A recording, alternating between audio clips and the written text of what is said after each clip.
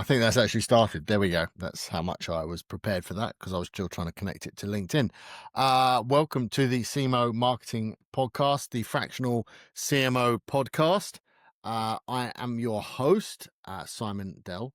I am just actually doing this entirely myself today because I'm just going to talk about something very specific to people who are moving into the fractional CMO business. So I want to sort of address a few things. This is a bit of a training session for those of you that are thinking of moving into the fractional CMO space. And I don't want this to sound off-putting, but I also want to make sure that when people are moving into that, that they are prepared, because that is part of what we want to do as CMO and help people grow their fractional CMO business or fractional marketing business.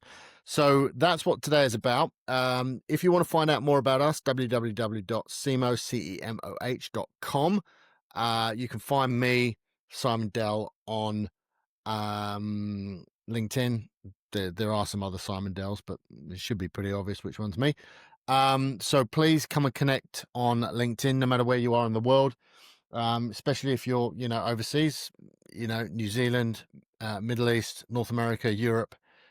Love to connect with you and talk to you about your fractional marketing journey. So I've got 10 points that I'm going to go through today. Probably should take, I'm going to guess, 20 minutes or so. But for those of you that know me, know how I can talk. So it could be a lot longer than that, but we'll see. And apologies as well for the ums and ahs that I do through this, because my brain works in a way where I'm sort of processing what I'm about to say before I'm going to say it. So I do tend to and ah a bit, which I've noticed quite recently doing other videos. So eliminating ums and ahs is one of my personal goals. But let's get into it. We will start with number one. Now, these are in no particular order because they're in no particular order for no other reason than that. So number one, things to do before you become a fractional CMO. Now, when I say before, I'm assuming that currently you're in a full-time job, somebody else is paying your salary, you're sitting there thinking, I don't want to do this anymore, I want to go and work for myself, I'm a great marketing person, I've been a CMO before, or a marketing director, or a senior marketing person, and I want to go out on my own and build my own consultancy in the fractional marketing space. So this could be applied to a marketing consultant, marketing strategist, fractional CMOs, whatever you want to call yourself. But for argument's sake, we're going to work on the basis that it's a fractional CMO. So step number one, really clarify your niche in your target market. And that should necessarily come from your past experience. So, for example, Kelly, who was on this show a couple of episodes ago, or last episode, whenever it was, she has a background in health, wellness, that space. That's pretty much all she's done for her entire career. She is going to focus as a fractional CMO in that space. Now, that's really well defined. That's really niche. She knows who she's targeting. She knows what she's doing. And she built a great plan looking at industries, business sizes, potential targets that she wanted to work with. And with that in mind, we can then support her and help her target those clients. There are different niches for different people. I met one down in Sydney who had a background in the hospitality industry. Now, she really wanted to sort of move away or move out the hospitality industry. But my point was it would be a lot easier for her to win potential clients in that industry and then think about moving into other industries whilst you have a comfortable income where you're generating revenue. So I think do what you know you're good at doing, even if you want to potentially expand and move into other areas. Focus primarily on your background, the area that you've been operating in. And that could be defined by industry verticals. That could be defined by skill sets. Could be e-commerce. You could be an expert in e-commerce, but across different industries. That could potentially even be geographical. If you're an expert at, in a certain particular geographical area, there's lots of different ways of defining that niche. But it's important in this first step to really understand who you're targeting and who that target market is. And I've said this many times in advisory sessions that I've been involved in. The best businesses that I see really operate in a particular niche. And that's why we sat there and went, okay, our niche is fractional CMOs. That's the area that we're going to operate in. And that's what we're focusing on. Anything else that we do will be set aside out of that, right? So that will be in a separate business under a separate brand. But the CMO is about fractional marketing people, specifically CMOs. So think about your niche and your target market. And again, you're in marketing. I'm not going to teach you to suck eggs, but those are things that you should be doing. First step, that sort of stuff that you should be doing in your sleep. Second step is define your value proposition, your framework, and all your processes. Now, actually, what I would say here is what you don't want to necessarily do is go down this giant rabbit hole of processes and things like that. It's very easy to sit there. I'm going to do things like this. I'm going to do this. I'm going to do this. What I would say to you is, often you get yourself into a position where you have to think on the spot and compromise, certainly in the early days. In the early days, you sit there and go, hey, this client wants to work with me, but doesn't want to work in the same way that I want to work. But they're going to be good paying customers. That's a good potential revenue. It's great to have processes. It's great to have systems. But just be aware that if you go too far and you stick too close to your processes and your frameworks, sometimes that's not what the customer wants. So I think it's important to be flexible to a degree. Not flexible that you're completely compromising what it is that you believe in and what you're going to do, but I think you need to be flexible. So define your value proposition, articulate clearly what results you expect to deliver, what you're going to do in the business. Make all these things very, very clear to your potential new clients as you move forward. The clearer you can make that, the better. And I've shared this quote probably 100 times in the last few years from my business partner and co-founder, Matt. And one of the things he said was, people don't buy the cheapest product. They buy the product that they understand the quickest. Now, I fully believe that. People will buy the product, the service, the people that they understand the quickest. So the quicker they understand you and what you can do for them, and the clearer that you can make it, the more likely they are to buy from you. So that's number 2, define your value proposition, value and process, framework and process. Third one is a strong personal brand. Now, there is a video by a gentleman called Eugene Healy. Now, if you go to LinkedIn and look up Eugene, he talks a lot about a lot of things. And I don't think Eugene's ever made a bad video.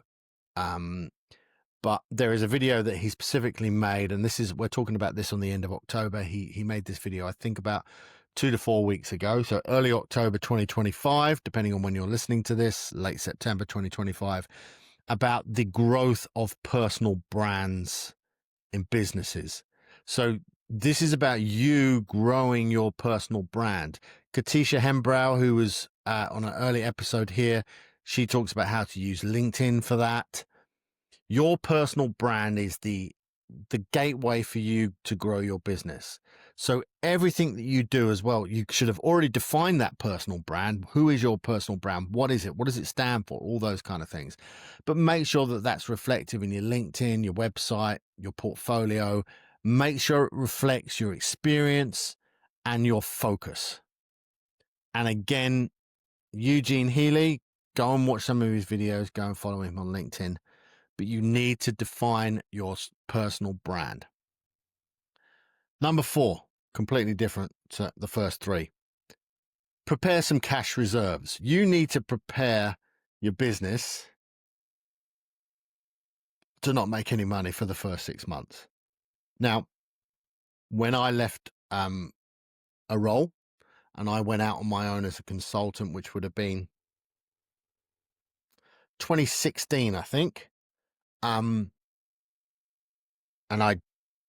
my son was due to be born, I think my first son was due to be born 3 or 4 months later. I made the mistake of not having any cash reserves. I hadn't built up a pool of cash that I could sit there and go, hey, if I don't bring any clients on, I've still got this cash to survive in the next 6 months. I was fairly, I say lucky. I don't believe in, I believe in luck, but I believe you make your own luck. But I was slightly fortuitous in the sense that I'd already had 2 or 3 approaches from clients, which we'll talk about in a minute, who wanted me on as a consultant once I'd left the agency environment that I was in. So I was kind of stepping into roles immediately. But I would say if you don't have those lined up, and again, as I said, we'll talk about those in a minute, but if you don't have those lined up, you need to have some cash ready to survive for a set amount of period, a set period.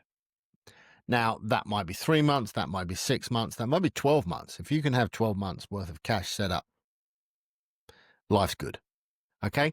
And you have a little bit more flexibility then in the clients that you can take and all those kind of things.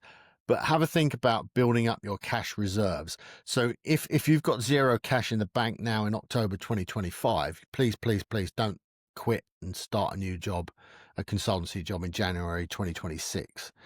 Build up some cash reserves, 6 months, save, don't go on holiday, put money somewhere and go, right, I'm now ready to go, knowing that potentially the first 3 months is going to be very lean.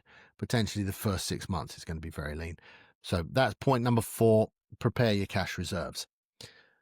Point number 5, case studies. It is always vital to have some case studies. It's actually one of the things that we do particularly poorly, and I'm trying to change that. And case studies are a 5-step process. Who was the client? What was the problem? What did you implement? What were the results? And what was the client's comments at the end? So if you didn't hear that or you missed that, go back, rewind, listen to that again, right? Those are your 5-step case studies. And you want 800 to 1,000 words. You want some pictures, and most of all, you want some numbers in that. Okay, I did this and I did that and all those kind of things, and we achieved this and we achieved that. And that's pretty a good point. I've had this conversation with somebody I was coaching once she was very nervous about talking about her wins and her successes in her roles. And I said to her, why were you nervous about that? And she made the point to say, because the wins weren't always about her. You know, she was part of a team who achieved these things. And totally fair point.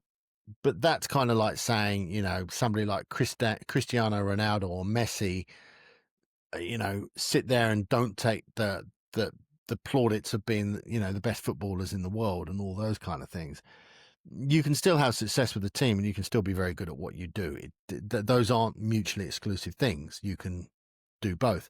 So if you want to write a case study, by all means, write it about the success that your team had, but then make it very clear as to how you contributed to that success and why your role was vital and the specifics around those successes, especially in the leadership space. So case studies are absolutely vital. If you can do a video case study, you get the client on board, absolutely. But just from a text case study, and again, one of the other challenges is that the client may not want you to mention them. So you don't have to still write the case study. You sit there and go, well, a manufacturing company that I was working for that was manufacturing widgets. Again, we don't have to name what it was that they were manufacturing. We can just say, this was manufacturing company I worked for. They manufactured widgets. This was the problem. This was the challenge. This was what I did. This was the outcome. This was the client's, testimonial at the end. So get some case studies together. Everyone I've ever hired from in a role has come to me with really clear examples of their success. And a case study is exactly that. You could argue, that's what a CV or a resume is, but I think some people would be better off doing a resume where you're just listing, 4 case studies or 6 case studies or whatever. And again, the lady that I mentioned earlier that I spoke to, I said to her, when someone says to you what are you looking for in a role or what you're looking for working with a client, turn around and say to them, I'm looking for my next case study. I think that's hugely powerful. I'm looking for somewhere where I can achieve something that becomes a case study. And I think if you are a client listening to that from a fractional CMO perspective, you'd be like, I ought to hire this person. So that's number 5. Number 6, set up your business structure. Now, there's an argument, and I'm obviously talking about this in Australia. So different countries, different business structures. Here in Australia, you've got one of 3 options. Okay. Number 1 is a personal ABN. It literally takes you 5 minutes to do those online. Easy to do. Relatively easy at the end of the year to do your tax, not particularly costly. It is what it is. It's a personal business ABN. The second thing is a family trust. Now, I'm not an accountant. I'm not here to give financial advice in any way, shape, or form, but there are certain benefits of trusts, family trusts, that you need to talk to your accountant about and have a conversation with them. And there's obviously various things that you can do with various companies and trusts and et cetera, et cetera. The third way is to do a PTY LTD, so a company. And a company requires directors, it requires shareholders agreements, et cetera, et cetera. If you're on your own, there is often not much point in doing a company unless you envisage maybe 4 or 5 years' time, or even 2 or 3 years' time, that you potentially get a business partner on. I'm going to not say it's impossible, because again, this isn't financial advice and I'm not entirely 100% sure in this space. If there's any accountants out there, happy to be corrected on this. But it is impossible to sell a personal ABM because it's personal. It's nigh on impossible, or very, very hard, to sell a company, a family trust, because it belongs to a particular family and has beneficiaries and all those kind of things. I don't think it's impossible, but I think it's very hard. It's a lot easier to sell parts of a company PTY LTD. So if you see yourself expanding, growing into other areas, bringing on business partners, doing shareholder agreements for potential staff, you want to have a company.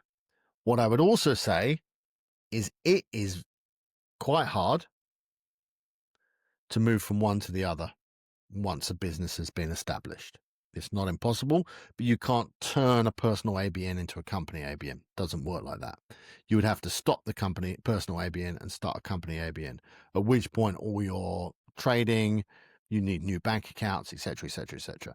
So whatever one of those you decide to start with, go and get some advice from a qualified accountant or a lawyer, and work out how you're going to have that set up. Have that set up before you leave your full-time job. Okay? All of these things I'm saying today should be done before you leave your full-time job. So get the business structure set up, make sure you sort insurance, how are you handling invoicing, contracting, your tax obligations, understand how to do all that. It doesn't take hours. Xero does a lot of that for you. If you're using Xero, there are other tools that do a lot of that for you as well. Okay? Get that all set up first. Seventh point, establish pricing and service models. Again, this sort of comes back to my point number 2 about defining your framework and processes. It's all very well sitting there saying, I'm going to be this price per day, or I'm going to charge this amount per month. But again, I think in the early stages, flexibility is the key. Flexibility to talk to the clients and go, yeah, look, I'll work to your budgets. You can sit there and they say, well, if you turn around and say, hey, I'm $6,000 a month and that's the lowest I'll go. And the client goes, I've got a budget of 4,000. You're going to sit there and go, damn, I'm not going to get that client, or worse still, lose it to somebody else. Right? Your challenge then is to sort of go, okay, well, how can I be a bit more flexible, get my price down to 4,000, maybe less, I won't commit to certain KPIs. I won't commit to certain times working on their business. Whatever it might be. There's ways and means of changing those kind of things to sort of fit within a framework that is acceptable to the client. The higher the price, and I'm going to say this, and this is going to sound entirely obvious as I say it, the higher the price you go, the more narrow the margin, the more narrow the market you have to target. Sounds the most obvious statement, right? But if you're going to sit there and say, hey, I'm $10,000 a, well, there was someone I know, I can't remember his name now off the top of my head, but he was like, oh, what did he was look, $2,000 a day, something like that, right? Now, if I'm a client, if I'm hiring someone for $2,000 a day, maybe I get them in for a day a month, 2 days a month, right? And if that's his position, that's what he wants to do, then fine. Maybe I make them come in, they sit in board meetings, they work with the team. That day is a strategy day. They're in there, 2,000, they're leading the whole day, right? Or I sit there and go, well, I could price myself at a lot less than that and do half days, number of half days, and be in the business more often, be in the business more frequent, affect more change, become more of the team, become a bit stickier. I think it's very easy to cancel someone who is $2,000 a day and is there once a month.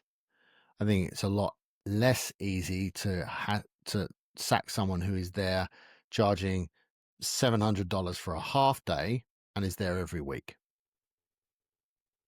Those are the things that you need to think about.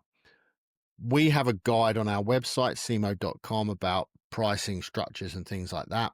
Again, if you're in Australia, it varies between Brisbane, Sydney, and Melbourne, and all the other outlying cities of Perth and Adelaide, and Darwin, and so on and so forth. So you need to think about, what the market can sustain.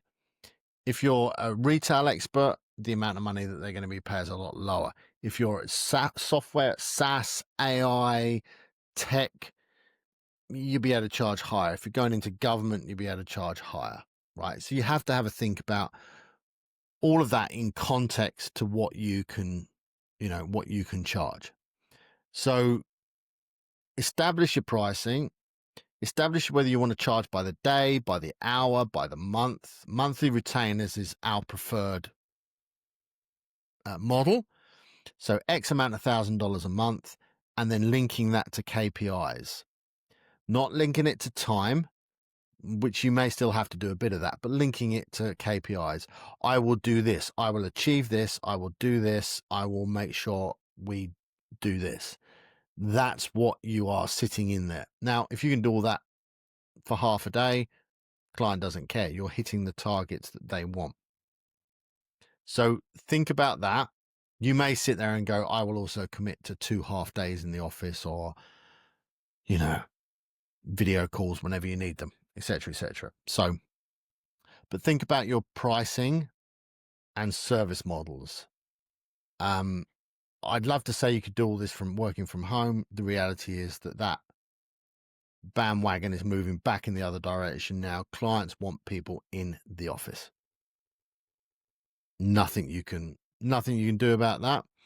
And you are going to lose out to somebody who can go into the office, especially if you're in industries like manufacturing and retail and stuff where they want you to see what it is that they do. They want you to be in there touching and feeling and being part of that business.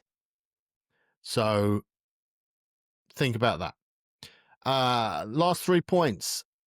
Build your professional network. I mean, this might seem obvious, but again, do this before you leave your full-time role. Get onto LinkedIn, build your network, go to networking events, go to industry events, get out, have coffee with people. It seems laborious and it seems like a painful thing to have to do, but I can't stress enough how you need to have a business network of people that will be there to help support you. I've used this phrase before and I must do a video on it at some point. We all know what a BFF is, best friend forever, right?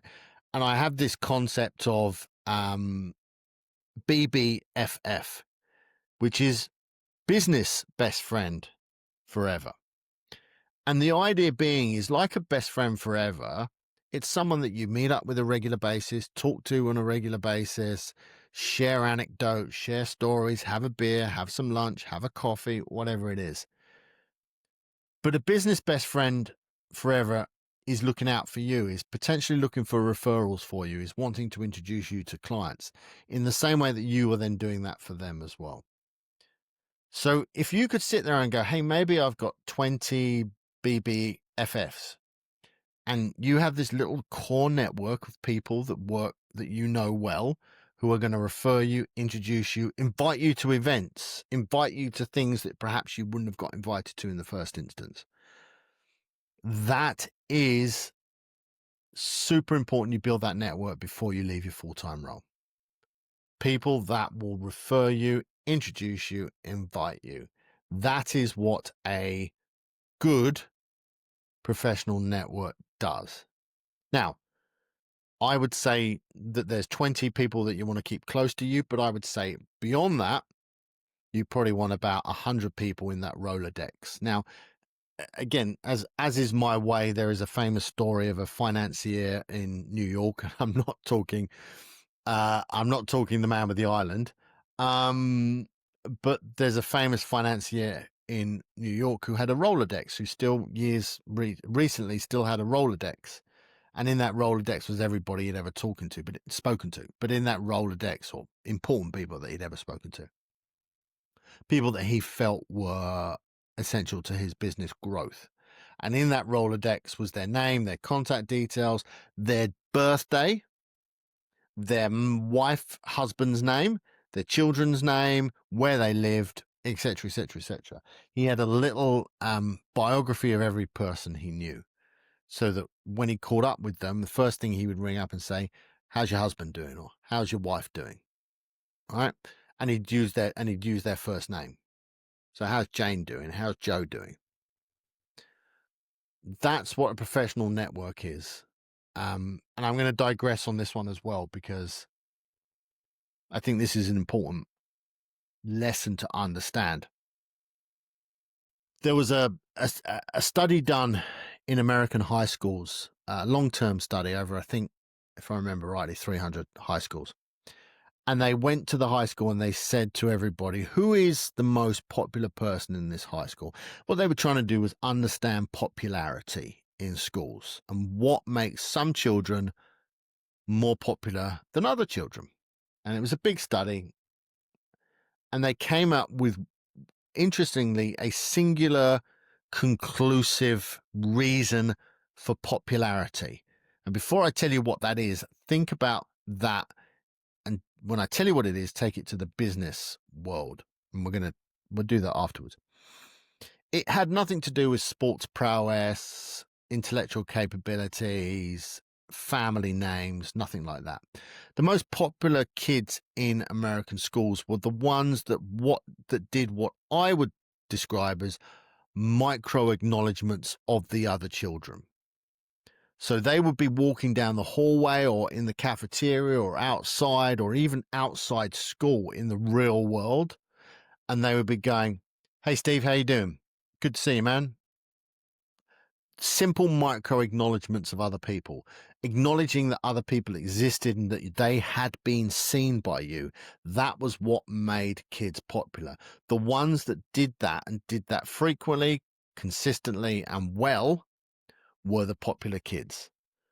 So those kids that were just walking down the hallways going, "Hey, how you doing? Nice to see you. Like your new bag. Your jacket looks great," etc., etc. Compliments, acknowledgements, awareness. And you'll see that all throughout life. If you drop your kids at school like I do, there is always one parent, and I think of one specifically right now, who says hello to everybody, who stops and has a conversation with everybody. Everybody knows him. Everybody likes him, right? I try and do that to the best of my ability. But this one specific person does it so well, so that I know that if he asked anybody for any help, or they would immediately help him out.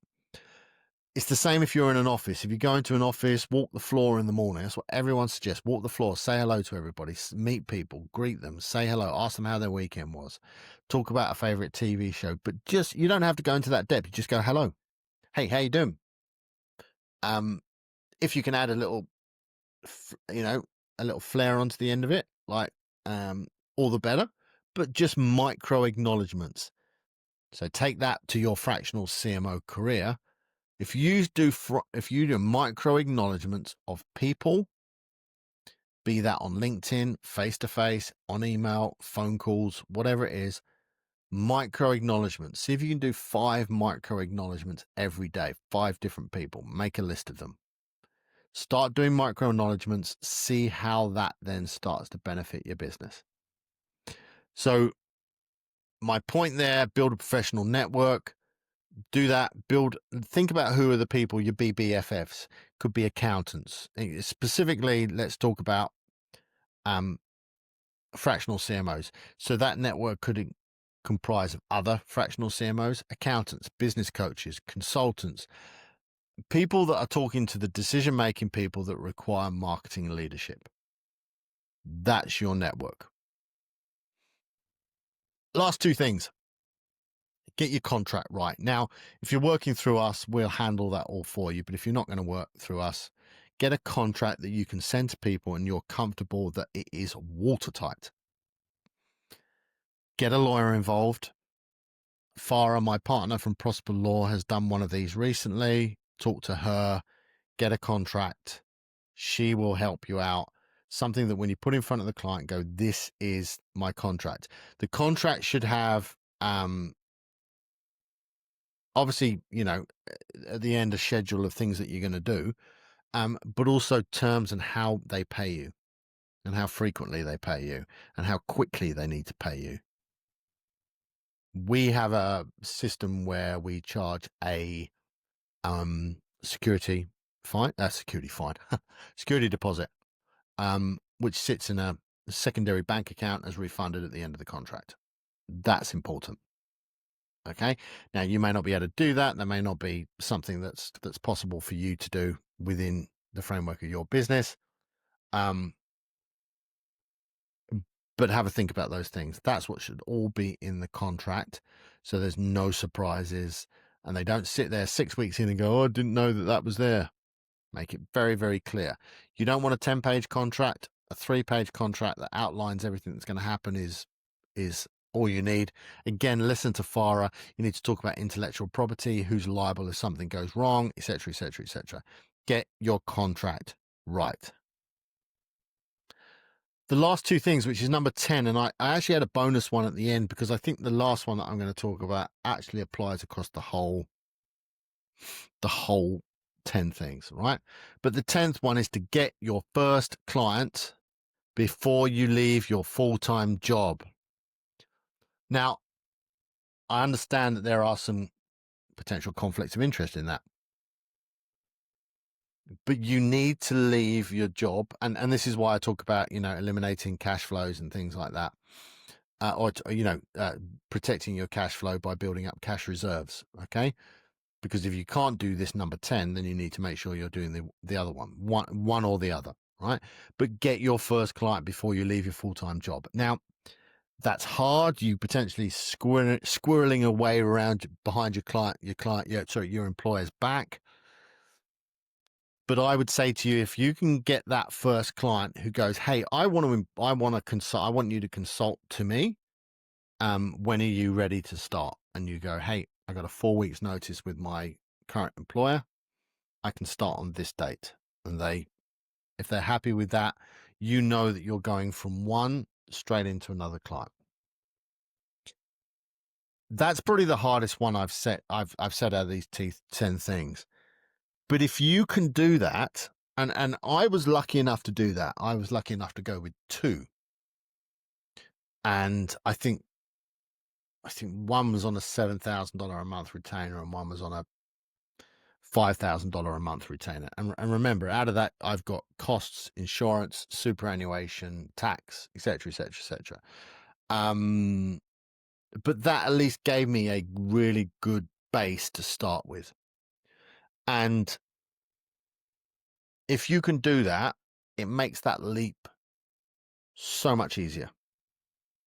It gives you confidence. It gives you the safety net of not having to stare at your bank account wondering when money's going to arrive. So work to that. If you've got an employer and you go, "Hey, it's my long-term goal to get out of this business, but it might take me 6 months to a year. I want to start my own thing." Plan. Start identifying potential clients. Start doing all the things that I've said. Okay. And I'll quickly whip through them. Number 1, clarify your niche and your target market. 2, define your value proposition framework and processes. 3, build a strong brand. 4, prepare cash reserves. 5, get your case studies up and running. 6, get your business structure sorted. 7, establish pricing and service models. 8, build your professional network. 9, get a contract done. And 10, get your first client before you leave your full-time job. And my last bonus one at the end, and I fucking hate this word, right? But it is so applicable to what you're doing as a fractional CMO. You need to hustle, right? That is the reality of business as a consultant, especially in the first 6 months, 12 months, maybe even 2 years. You are hustling. If there is a coffee with somebody, go and have that coffee. If there is a network event, go to that networking event. If there is a lunch, go to the lunch. You might come out of that going, "Well, that was a fucking waste of time." Absolutely, it may be a waste of time, right?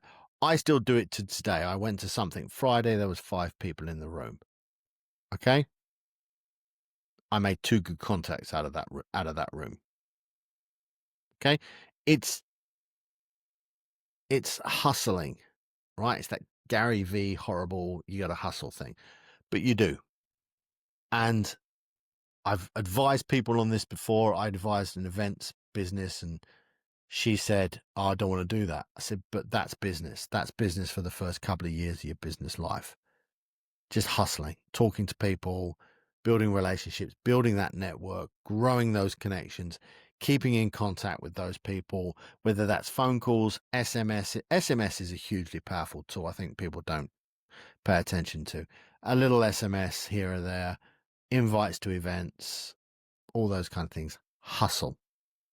And again, I hate that word, but it's probably the best word for this. So look, that's gone on a lot longer than I anticipated, as is my normal way. But I think if you're going to start a fractional CMO business and you're going to go out there, that's 40 minutes that I think is worth listening to. You may disagree. You may sit there and go, "Simon, that was terrible." But I genuinely believe that those are the things that if I was in that position today, I would be going to do. Now, I can go through those bits, and I probably will go through those bits one by one, a little bit more in detail as we move forward. But there's 10 steps there before you become a fractional CMO. take into account, start working on those, get yourself aligned, start building your network, start looking at clients. When you go, come and talk to us. Obviously, we want to help you go from 1 client to 6 clients. And I say this to everybody. From our perspective, that's how we make our money. We make a small cut of what you take. It is with no interest with us for you being quiet, for you having no work, right? It is absolutely imperative for us that you're busy. It's the only way we make money is if you're making money. So that's the key thing for us. So we want to help, support, and grow that for you. I hope that's useful. Once again, if you want to reach out to me, Simon@Cemoh.com. I'm on LinkedIn. Those are probably the best 2 options to reach out to me. And of course, blatant plug of the book at the end here as well. There you go, which unfortunately is mirrored now. So hopefully that's round the other way. Go and buy this, please. That sound desperate there, but it would be good. It's a great book. I even say that. I say that myself. I think it's a great book. Thank you for tuning in. Much appreciated. And yeah, as I say, any questions, please email me.